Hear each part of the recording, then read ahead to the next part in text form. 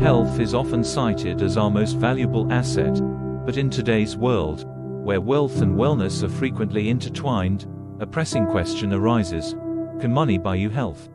This topic isn't just about financial capability, but dives deep into the essence of what it means to be healthy and how socioeconomic factors influence our well-being. The intersection of wealth and health. The correlation between wealth and health is undeniable. Numerous studies have shown that individuals with higher incomes tend to live longer and healthier lives. They have better access to healthcare services, nutritious food, and opportunities for physical activity. However, does this mean that money directly translates to better health? Access to quality healthcare. One of the most apparent advantages of wealth is access to quality healthcare.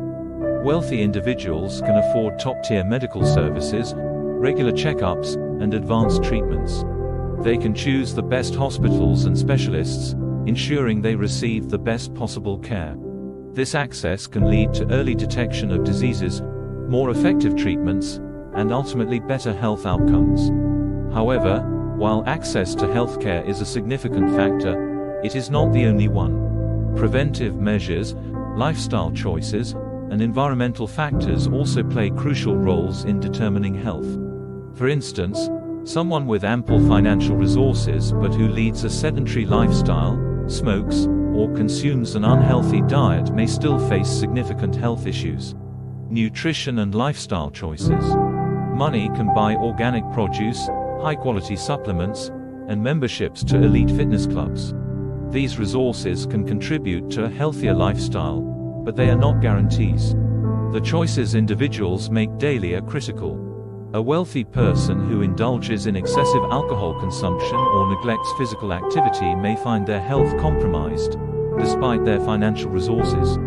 Conversely, individuals with limited financial means but who prioritize healthy living, through regular exercise, balanced diets, and mindful practices, can achieve significant wellness.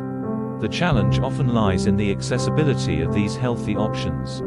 In many low-income areas, food deserts and lack of recreational spaces make it harder for people to maintain healthy lifestyles.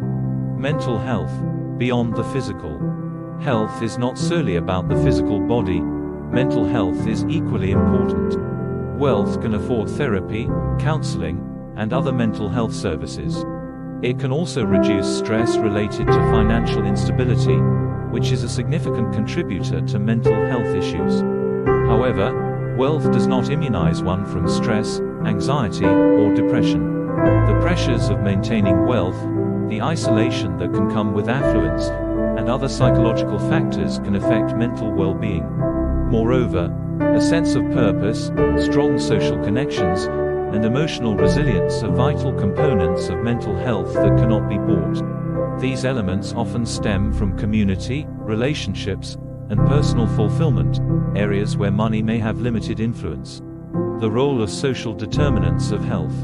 The World Health Organization, WHO, emphasizes the importance of social determinants of health, conditions in which people are born, grow, live, work, and age.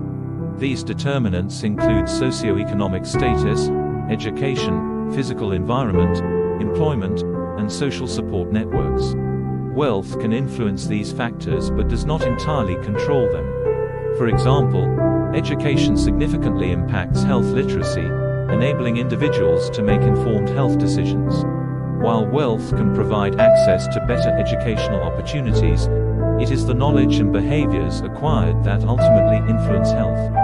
Similarly, a supportive social network can offer emotional and practical support, which are crucial for health and wellness, irrespective of financial status.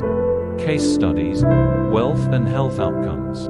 To illustrate, let's consider two hypothetical scenarios. High-income individual. John is a successful entrepreneur with significant wealth. He has access to the best healthcare, eats organic foods, and has a personal trainer. However, John works long hours, faces high stress, and has little time for family and relaxation. Despite his wealth, John suffers from hypertension and anxiety, illustrating that money alone does not guarantee health. Low-income individual. Maria works a modest job and lives in a community with limited resources.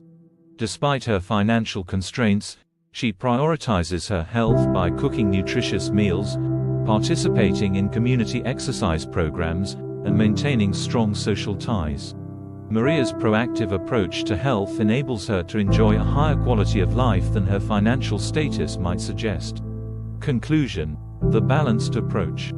In conclusion, while wealth can significantly enhance health by providing access to medical care, nutritious food, and wellness resources, it is not a standalone solution. True health is multifaceted, encompassing physical, mental, and social well-being. The choices we make, the environments we live in, and the support networks we cultivate are just as important as financial resources. Therefore, while money can buy certain aspects of health, it cannot buy the holistic wellness that comes from balanced living. Fostering health requires more than wealth. It requires mindfulness, community, and a commitment to making healthy choices every day.